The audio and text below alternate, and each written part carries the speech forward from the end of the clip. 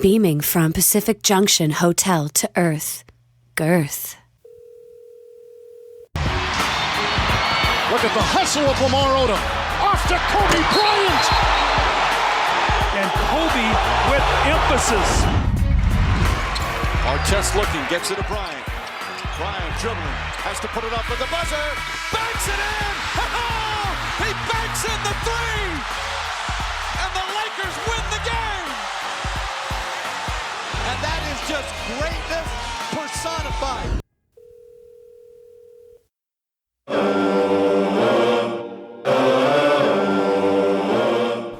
People think they know the Kobe Bryant story. They have no idea. An 18-time All-Star, a 5-time NBA champion, a 2-time Olympic gold medalist, and an all-time competitor.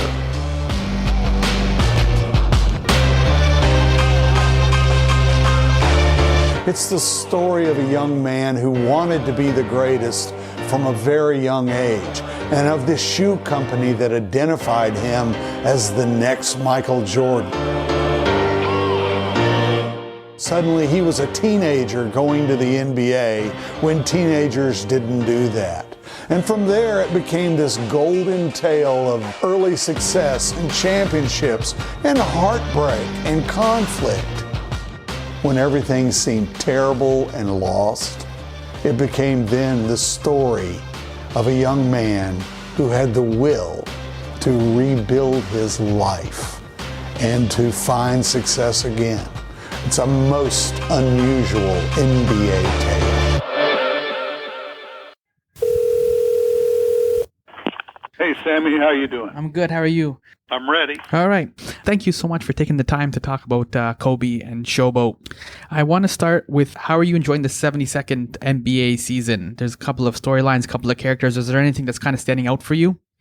Well, you know, the league is very young, has been for a while now. But, you know, I think younger players are adjusting. And obviously, you look at the Celtics roster and you look at other places and you think, gosh, they're playing better and better at a youthful age. Those who aren't necessarily playing better, that's not a slam against them. I still think it takes time. Trust the process. But the NBA is definitely a different game with younger players and, of course, with changed defensive rules that continue to be an adjustment. How did the NBA come into your life? Was it a game that you went to, or did you see on TV, or like, how did it come into your life? I began, like a lot of people, watching it on TV, reading about it, reading the work of David Halberstam. You know, my father was a huge basketball nut. He and his brothers were really fine players. His older brother was an all-state player in West Virginia. My father was good enough to earn a college scholarship, but his father dropped dead that summer that he was supposed to go off to college, and my father had younger brothers and sisters, long story here. So he went to work on the loading docks of a supply company, but later began playing in the industrial leagues of southern West Virginia. This is back in the 1930s. And in that capacity, he got to play against the original Celtics and some different things. And so his experience in basketball was great. While I enjoyed football more and even played a year of college football, my father was an absolute basketball nut. And I once he became ill when I was a young reporter, I already had played a lot of pickup basketball in my life, but I became obsessed with basketball. He had cancer, and it was my way of feeling closer to him, particularly after he passed in 1981. Oh, okay. Sorry about that. That's sad. But that's kind of cool, too, in a weird way. Kind of just honoring Dad. Well, you know, I really didn't realize a lot about it until I did the Jordan book, Michael Jordan, Life, which is, so many of my recent books are much more, or as much about family as they are about basketball. But it really, doing that book really allowed me to understand just this almost dog whistle connection that the influence that our parents have on us. And we can be driven to do things, as Michael Jordan was driven throughout much of his life to prove something to his father. We can be on a mission to do that and not really even have it in our conscious minds. It's hard to articulate. I mean, you spent, for the Kobe book, Showboat, you spent the first 240 pages. This is the hardcover, but you spent the first 240 pages kind of documenting Kobe's dad, growing up in Italy, high school. This is all before the Lakers. That would almost be like a whole biography in a sense by itself, just 240 pages. It would, but you know, if you really, I found, and I believe this to be really true, you have to discover the complete context if you're going to look at these super competitive basketball players. And, you know, guys like Michael Jordan and Kobe Bryant are not just basketball players. They are large cultural figures, particularly Jordan. The impact he has had in so many ways. Those things are tremendous. And so you really have to go back and sort of peel back the layers of the family and come to understand it. I did that with a book I did on Jerry West for ESPN. And, of course, I'm from the southern Appalachians and the Blue Ridge Mountains, and my father is from West Virginia, and I was looking at all the cultural influences. The great coach Pete Newell had told me once that if I really wanted to understand Jerry West, I had to understand West Virginia. And when I turned to do the book on Jordan, you know, he was the first guy to come along, African American, who was marketed at that level, and it changed everything. And, you know, I wanted to reconnect him with his African American heritage, with his roots, the way I had done in the Jerry West book. Because the marketing itself in that era in the 1980s almost sterilized him for approval by the majority of the population, by Caucasians. He had to be super clean, and as a result, he was sort of divorced from anything in his past. And what I wanted to do was to reconnect. With the Kobe book, it was the same thing. Different on a cultural level, but reconnecting to Philadelphia, to his father, it all resonated. If people are just dying for the pure Kobe basketball, game by game story, you know, that's not what that book is about. Mm-hmm. That book is about trying to understand Kobe Bryant because in so many ways he was so impactful.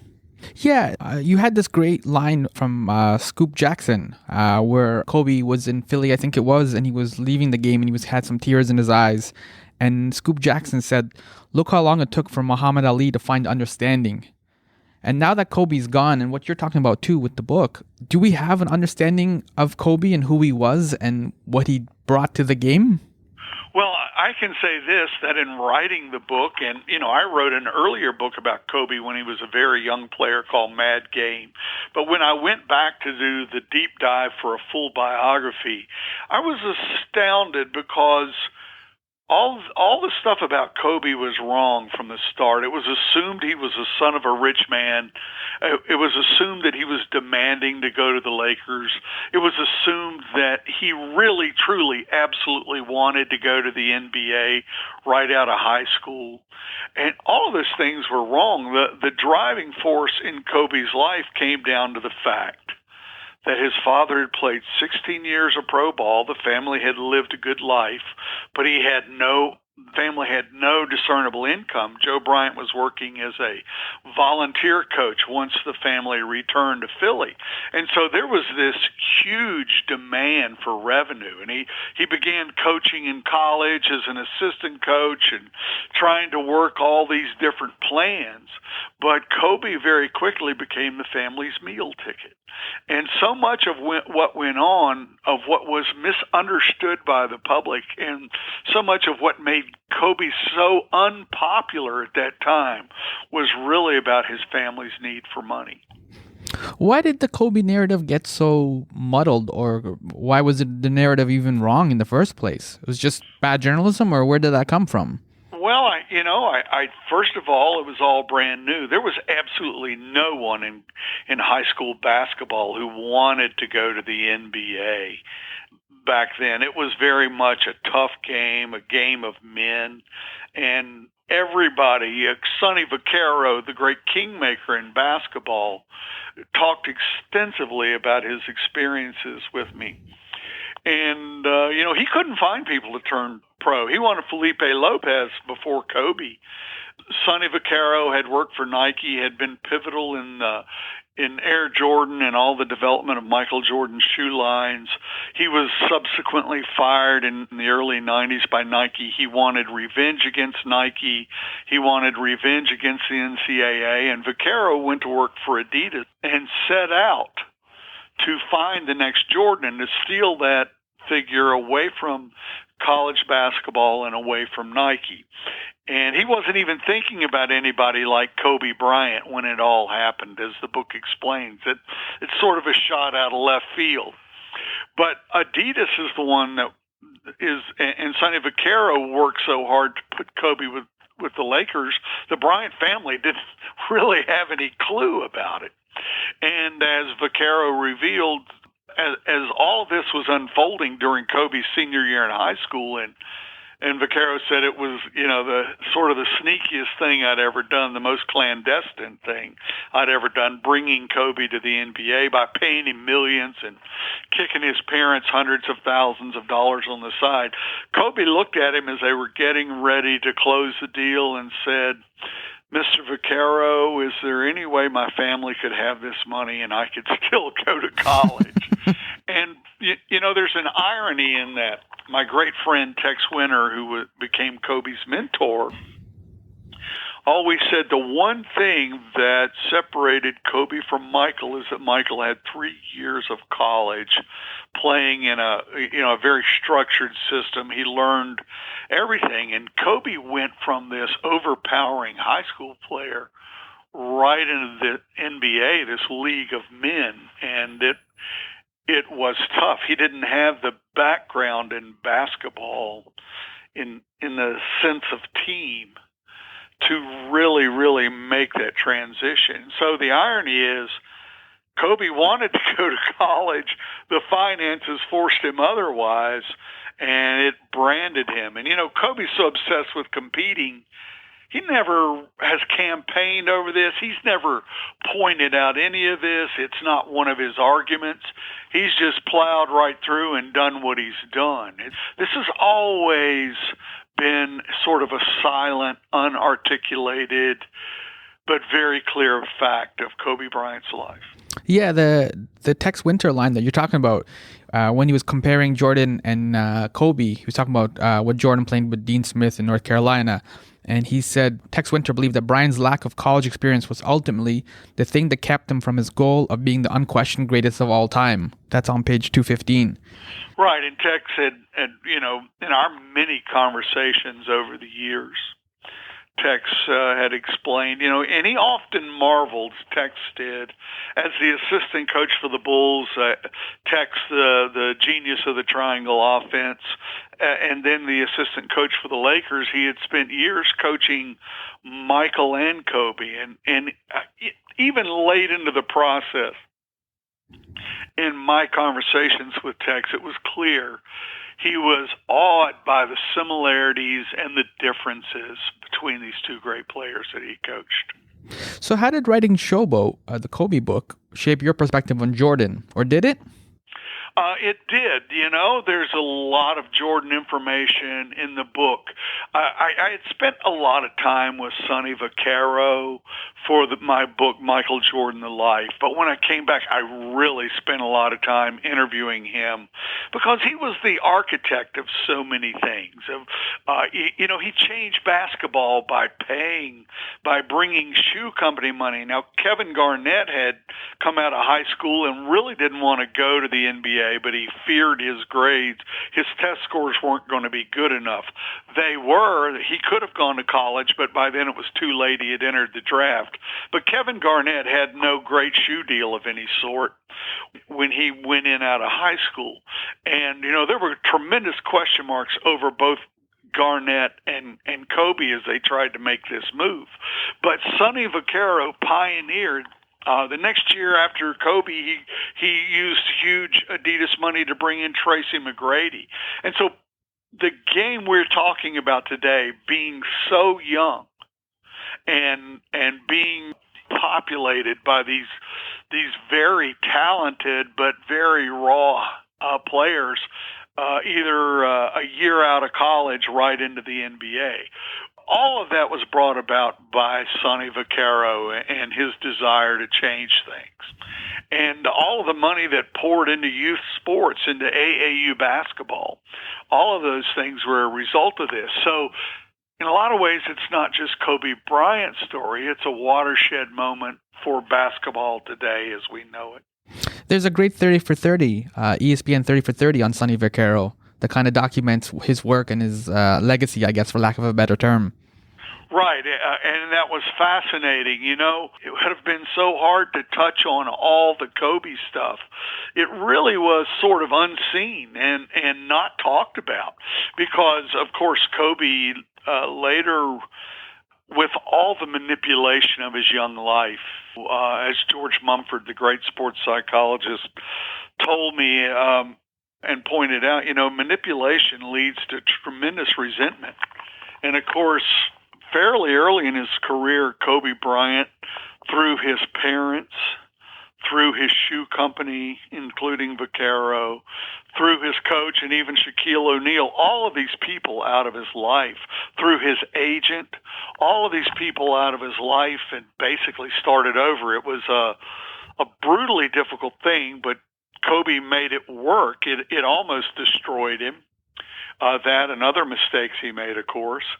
But manipulation, and Kobe was a very manipulated young man, despite the fact that he was so driven and worked so hard and wanted greatness so badly. He felt so manipulated, and George Mumford, another of Kobe's mentors, said it's understandable that he would react and become alienated, the way at times Michael Jordan would become alienated from Phil Jackson, because manipulation can do that. And what about Phil Jackson then? Phil Jackson's king of manipulation. So how did writing the two books kind of shape your perspective on Phil Jackson? Well, that's a very complicated thing. I just got an email from Phil Jackson last week, 17 years after I had contacted him about an issue that had come up. I was writing a book about him. And Phil is an immensely complex person. He's, of course, not the only coach to be manipulative. You better be able to manipulate if you're a coach. But he is the ultimate mind games player, as Michael Jordan said. He marveled, and that's really where that title of the biography I wrote about Phil Jackson is Mind Games. Michael said, Phil plays so many mind games, it's unbelievable. And there were many of them. And Phil is, I was talking with George Mumford, the psychologist, and he said, we'll spend years sorting out all the different things and the different angles that Phil was working and his relationships with these players. And also with guys like Tex Winter and Mumford himself and me and these different people that Phil was pulling in and out of the equation. It was a pretty remarkable thing. Is it fair to even compare Jordan and Kobe? Because that's one of the big arguments a lot of NBA fans have. But are those comparisons fair? Or how do you measure then, if you don't compare Kobe to Jordan, how do you measure what his greatness is or what his achievements are? First of all, Tex Winter, the guy who coached both of them, he couldn't stop comparing the two. The Lakers coaching staff would marvel and talk about it often once they had left Chicago and gone to Los Angeles to coach Kobe and Shaq. And Michael and Kobe themselves have looked at this. And the other big factor in the negative public view of Kobe is that he was this imposter, this copier, this guy who was coming along and pretending to be Jordan. He was this inauthentic figure. And of course, one of the other things I really wanted to do with this book is go back to what I call the organic Kobe. And of course, what I found is, as I got into this, is here's this guy who had this monster competitive nature from the youngest age. Now, when he was in high school, it became clear when Vaccaro first saw Kobe the summer after his sophomore season. Vaccaro had been looking for this guy with the it factor who could be the next Jordan. And as Vaccaro explained it, he just went out of his mind when he saw Kobe, knew that he spoke all these languages, had all this physical ability, this game, this drive, this it factor. And Kobe's AAU coach, within a few weeks, understood what Vaccaro planned to do. And very soon, I think you have to take any teenager, and if you give them, through the power of suggestion and what you're saying, the idea that, and they're already very talented, that they're going to be the next Michael Jordan, the next Mozart, the next whatever, well, that begins to be this great force. Now, was Kobe studying Michael like every other kid in that age, as Michael, had played a full decade plus of marvelous basketball? Yes, high school basketball players all over the world, little kids, were all enthralled to be like Mike. The song, Be Like Mike. Kobe was this genius-level talent. Sonny Vaccaro said the transformation was amazing once the suggestion hit. He shaved his head. He began to adopt the Jordan mannerisms. But that's youth. That's how youth would be prone to that kind of suggestion. And so I think that's where this book points out the organic Kobe. And it also identifies the moment when he began, when this took on a larger than expected turn. And I was rebounding free throws for Kobe in the Forum in 1999 during the playoffs. And I had just spent years with the Bulls, and I was very close with Tex Winter. And Kobe, out of the blue, told me he always dreamed that Tex Winter would be his coach. He was very frustrated because the Lakers really didn't have an organized offense at that time.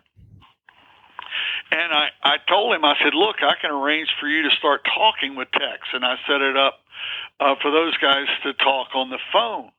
And Tex was an assistant with the Bulls then. He hadn't even gone to L.A. That would happen the next year. But Kobe and Michael had these very similar games. Kobe had created, the thing that interested me about Kobe as a young player is that he already had all these post moves like Michael when he came into the league. He just couldn't use them because Shaq was in the way.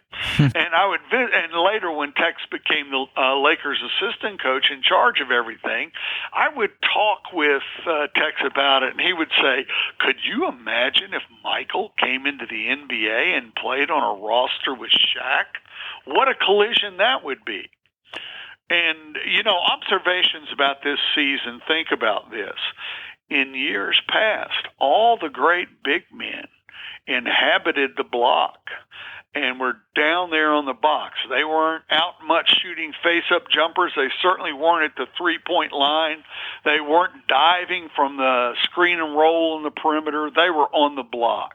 And it frustrated Elgin Baylor no end once he began playing with Wilt Chamberlain, because all of his sorties to the basket suddenly had nowhere to go with Wilt down there and all the defenders around him. And so the one thing about this age, I'm among the many who lament the demise of the traditional big man. But I think we'll revert to that in the future. We'll have more traditional post play out of big men. But we'll also understand as coaches how to vacate the post, even with a very talented guy like a Shaq or a Wilt. To survive, they'll have to have learned to shoot and play from the perimeter. And that ultimately will open the floor and create even better stuff. What draws you to these personalities, these competitive personalities? You mentioned like Jordan, Kobe, Tex Winter, Phil Jackson. Like, these are strong competitive personalities. They want to win. What draws you to them and to kind of document their stories? Well, the same thing that draws millions of readers around the globe to them. They are fascinating. It's a mix of athletic brilliance. It's a mix of brilliant coaching. It's deeply psychological. It's rooted, Phil Jackson was raised by fundamentalists, as Johnny Bach used to call them, tent preachers. And so here's this, it's got all the, Phil himself imbued the game with all this religious symbolism, from Native Americans to Christianity to Zen teachings and all kinds of Eastern mysticism. And Western mysticism for that point. And given the fact that basketball is also a global game, unlike American football or other games of that nature, all of these things transpired to pull us all in. The NBA was I actually got involved during the Magic Larry era. The NBA was sort of starting to emerge. Larry and Magic did wonderful things. Jordan came along, and suddenly people everywhere cared a lot about the NBA. It was remarkable. And then I remember the online nature of things. I was doing one of my first online columns, 1995-96. The internet suddenly became an item of popular culture. It had been largely underground before that. And I was doing a story for some arm of Fox News online, and within about 10 minutes of posting that story, a 12-year-old kid from Iceland sent me an email about an NBA question. Internet at work. And I realized, wow. We're going to like minds, people fascinated by this stuff. This internet thing is going to be huge. Of course, it's lots of things too. Basketball is well packaged for TV.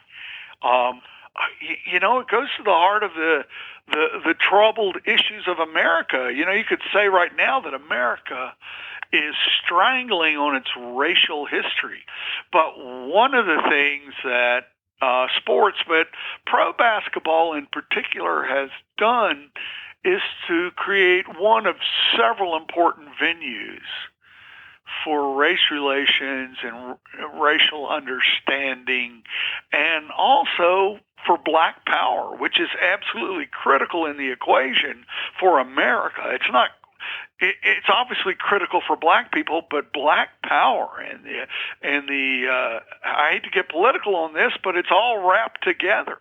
Black power and the sharing of power in this country, and the full articulation of what the founders of the Constitution meant for or said, and when they wrote about democracy. All of that sort of rides in the wings with this stuff. It has been important culturally in so many ways, as it has in terms of business. Look at how the sport is just raking in huge amounts of money today with TV interest. It's pretty amazing, and a positive thing beyond all the other complicating factors in our culture.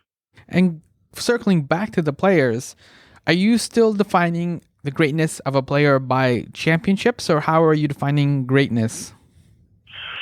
Well, I wrote a 700-page book on Michael Jordan without calling him the greatest. If you notice, I don't really get into that inflationary language. It's great for clickbait, but I really sort of define greatness within the eras. And the games are so different. The game that Michael Jordan played, and the tremendous physicality he had to build in himself, and the tremendously physical defenses he faced that defined him and his era, that's all gone. You can't lay a hand. When I coached high school basketball, we did bump the cutter drills all the time, where you knock the crap out of anybody cutting through the lane, and hand checking was fully allowed, and the game was very physical. That game no longer exists. The 90s Knicks, they were like super intimidating. Right. The Pistons that I traveled so much with and wrote about. It really the game has gotten on to its next evolution, the full articulation of the three-point shot. But before that, the basketball, I was fortunate early on to have to write the history of the NBA Finals and to interview all these people. And I did the history of the Final Four with Billy Packer, and the CBS broadcaster who had broadcast it for years. And just the opportunity to interview all of the old-timers in the late 80s and early 90s and to get that understanding of the game, it would be impossible to compare Mike and with big men today. And it was impossible, the game in the late 30s was all two-handed set shooters. My old man had this beautiful two-handed set shot, and he could drill it from anywhere, and they had a center jump after every basket. But look at Kareem, and what an incredible player he was. He didn't inspire people emotionally, but he changed the game, and he brought he's just the tower. You could argue for any one of these guys as being the greatest, and to argue for one against all the others, I don't know. I think that's the maniacal part of it. I just sort of try to understand it all. I'm not worried about who's the greatest. Yeah, it's cool. Last question. Kobe's retirement ceremony, his jersey will be retired on December 18. Kind of officially kind of done. And we've seen Jordan become more political in his retirement. We've seen him take over his ownership of the Hornets. What are you expecting for Kobe in his next act now as he goes off into retirement? Oh, I think he's going to be very aggressive in all the things he loves, writing and creating messages and producing. I think he may end up doing some coaching. He's teaching his daughter's team the triangle offense, and I did the same thing, coached my daughter's AAU team, and we went to Division I Nationals as 11-year-olds and brought back a trophy, finishing third in the shootout, which is about 10th in the country, I think. That's pretty good. So, who knows where he's a young man.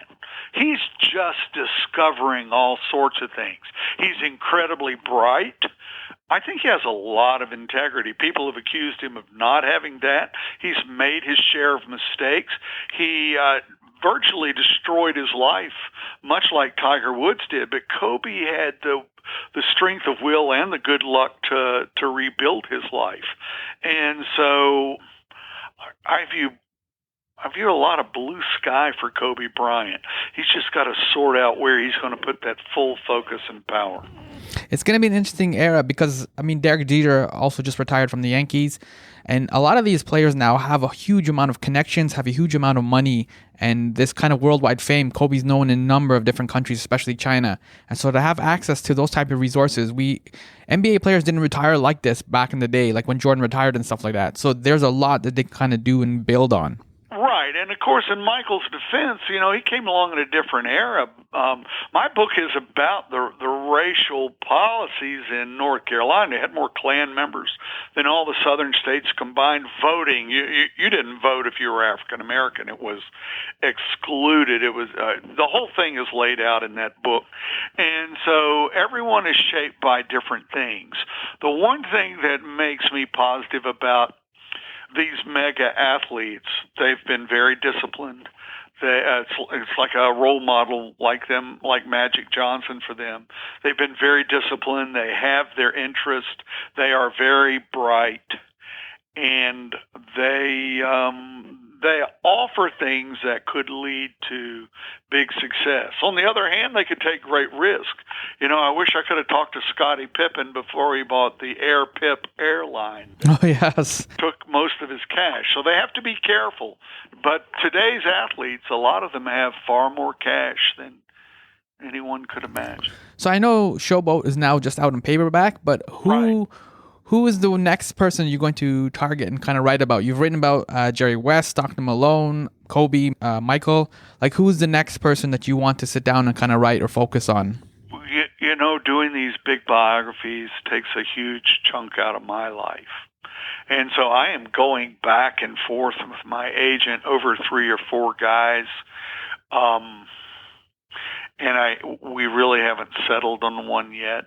And so I hate to play my cards close, because it is an interesting question. But I was so burned out and exhausted over the Kobe book. I mean, it was brutal to do all of that work in that short amount of time, days on end. I mean, months on end, writing around the clock, researching, interviewing.